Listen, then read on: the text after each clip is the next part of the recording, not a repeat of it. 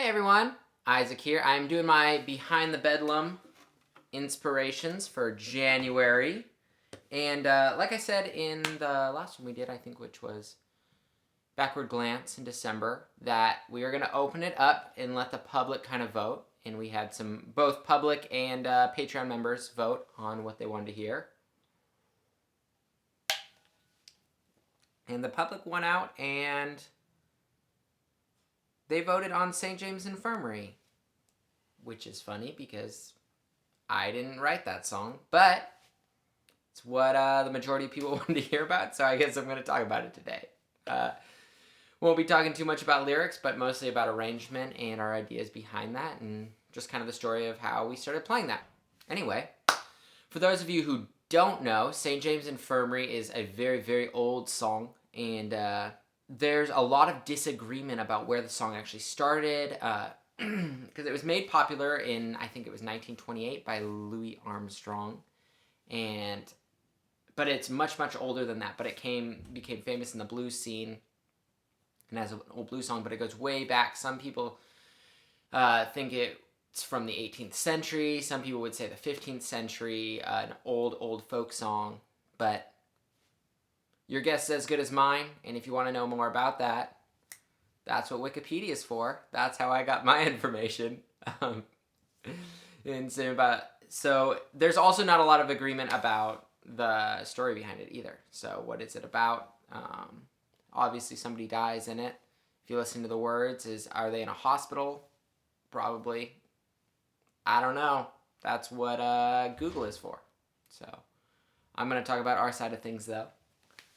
So the first time we ever played this live was right after Tori joined the band. We were on our drive down to Winona for a show, I believe, and we had a two-set night, so I think we were just talking about, like, oh, wouldn't that be fun? Wouldn't this be fun? And somebody mentioned St. James Infirmary, and Sophia was like, oh, I know all the words. I love that song. And it's a 3-chord song, so I pulled it out and we started playing it, and that night we kind of fumbled our way through it. We started adding it to our longer sets after that. And then quickly it became apparent that it was a crowd favorite, and it started going into our main set. And so it kind of kept that way for about a couple months, and then a couple months after, that was probably in the spring, and then that fall when we went in to record the Like Kings album, we decided, since it was public domain, that we wanted to put it on our record, and we were really excited about that. So I think we started recording Like Kings in August of 2017. Before we went into the studio, we were playing a show, and I had this idea of picking up and making it super aggressive at the end. And so we just tried it that night. If you're familiar with how we do it at all, it's kind of the song ends. There's this long pause. Kind of trick the audience, they clap, and then, I pick it up with, and I went down to St. James Infirmary. And it gets really wild and crazy, and mostly we do it to make the audience jump. And so I had that idea, and so we got really excited about it, and more excited about it before we took it into the studio.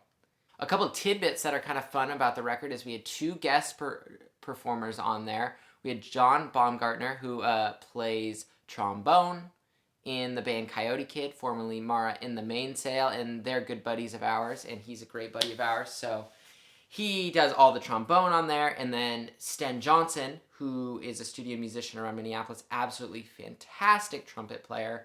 He also plays in a bunch of projects, including New Sound Underground.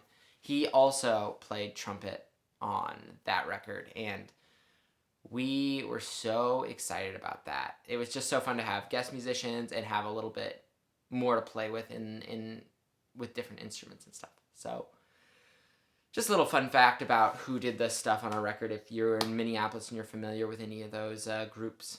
So one reason that we've really, it's become a staple in our band to play even during our shorter sets, and we rarely leave it out of a set, is because it feels like has become almost a Good Morning Bedlam showcase piece. And it showcases almost every aspect of what we can do other than lyric writing. And so the arrangement has changed over time until it's really become something where it starts quiet, and Sophie gets to do her like soft, sultry blues thing, and then we get to show what we can do with harmonies, and then Sophie gets to rip a blues solo on her fiddle, that's her favorite style of fiddle playing. She can do bluegrass fiddle playing, but she's not as passionate about that as she is about either blues or big band or jazz kind of stuff. Is definitely her forte in classical music. So she gets to do that, which is her favorite type of soloing, and then Tori gets to do her crazy vocals, and we all get to play off of each other every night, which is really fun.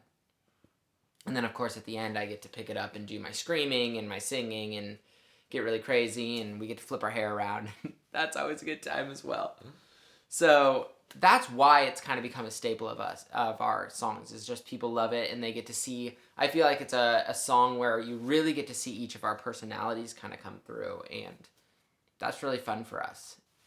So obviously if I wrote a song where you're still going to get to see all of our personalities, but you're going to first and foremost probably see mine, because it's my story to tell, and that's not how it goes with every song, but usually. I think what you see a lot in our music is that we are a folk band, or a folk pop band, or a folk rock band, whatever you want to call it, and we don't do bluegrass, we don't do blues, we don't do jazz, we don't do jam band music, but what we do is we like to dip our toes in all the genres, and I think all great artists are stealing somewhat, because everything's been written at this point. What we want to do is take a blues song and say, like, well, we could do it as a blues song, but really we want to do it a different way. So what we did when we were arranging it is, the first choice we made was to use the ukulele instead of the guitar.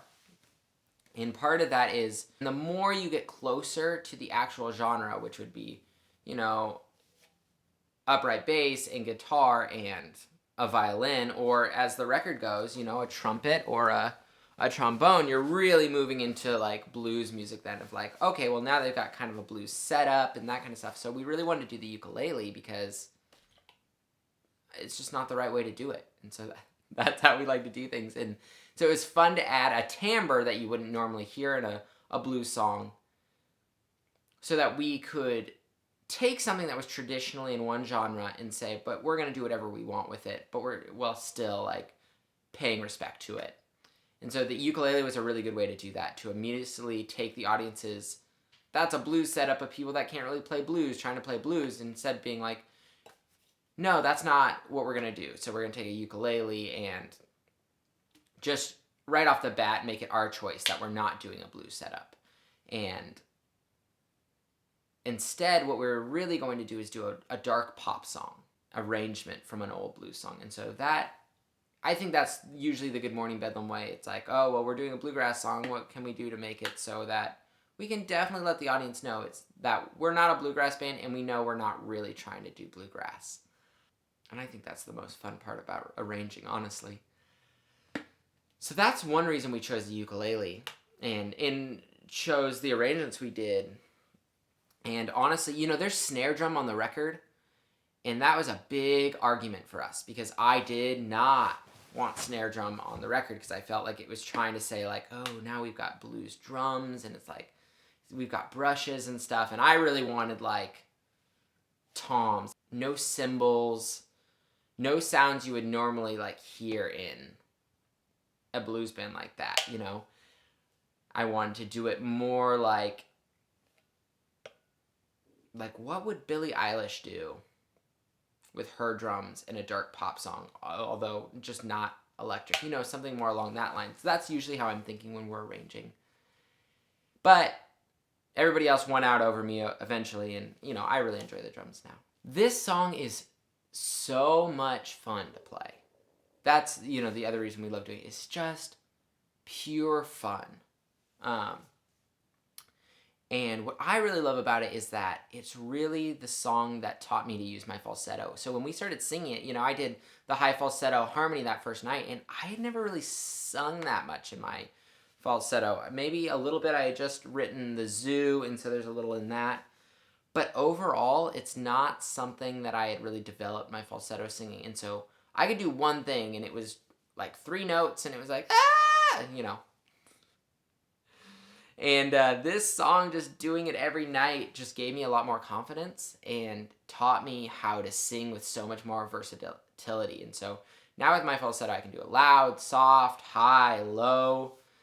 And this song has just taught us vocally to listen to each other so much. Because as you pass that around, it's like, well, now I'm doing my vocals, my lead vocals, and somebody else is matching my tone and my timbre and my inflection to nail the harmonies. And now immediately we're switching. And now Sophie's singing and I'm having to match her inflection and the way she's singing and her dynamics. I just think this song really helped us grow, honestly. It's helped us grow vocally and helped us grow as listeners. And I think that's the most important piece, is when you can grow as a listener to your other bandmates, that's when you start getting to that like mind meld that everybody wants to have with their fellow musicians. And this song has been a huge step towards that for us. And then speaking about vocals, my favorite part of the song is, of course, when we end. Dun, dun, dun. And the audience claps, and we're kind of waiting there. And it's really fun when you have return audience members, because they don't clap. They're like, I know what's going to happen. They're kind of in on the joke. And we just go into that. And I went down to St. Infirmary. And we just kind of blast into it. And that's so fun to watch people jump and to watch audience members that have been there be like, oh, I knew it was coming. I'm in on the joke. I'm part of what they're doing. That first night screaming, I couldn't really do that, even though it's a bit of an homage to when I grew up playing metal music, but I was never good at screaming. And it's funny that now that I'm playing folk music, I can finally do it. And just the repetition of that and learning my voice in that way too, not just the falsetto in the song, but learning like, where does the yell come from and how does it hit my vocal cords in a way that doesn't hurt them or strain them. And that's just been so fun to learn. I think that's one of the most fun things about learning on the job. Those first couple of times, it was really painful, and those first couple of months trying to figure out where does it go. But I don't really have that issue anymore, and that's been really, really fun for me. I would say that Sophie and Tori would also put this in their top 3 favorite songs to play every night. And sometimes it's just fun to like play a song that's not yours. There's some, you spend all your time being vulnerable, and then in this one you kind of get to sit back and say, this one's just showcasing some music and some other things we can do and not trying to say something. And that's just honestly really nice for us, at least once a night. I think that's another reason we always keep it in. And as far as the screaming goes, there are some other bands that definitely do this in folk music and do it really well. Like I would say Larry and His Flask kind of got that punk folk thing going on, if you like that kind of thing. And also Carrie Nation and the Speakeasy were definitely Carrie Nation and the Speakeasy. I heard them and I was like, oh, I could do that. That would be fun. And then a couple months later, I had this idea to do it in St. James. And so it's fun to see other bands that are a little bit bigger or run in the same circles do that kind of thing and say, oh, I could try that. And I don't think that's a bad thing in music. We're all stealing from something, and we're all taking from something. We're all being inspired from something. And I think it's just better to say like, oh, I was really inspired by this band, and therefore, and then just give them a shout out. So that's what I'm doing. Carrie Nation, the Speakeasy definitely inspired this idea. I can't remember that, but knowing that I already knew about Carrie Nation and the Speakeasy, I would probably guess that I have to give them a shout out for this idea. All right, that's I think all I have to say about it. Next month, we'll be getting back to the songs that I wrote. I really want to do Like Kings, so I'm not even going to let you vote, although Like Kings was the second most popular choice, so. Thanks so much for listening. I hope you enjoyed this month's Behind the Bedlam.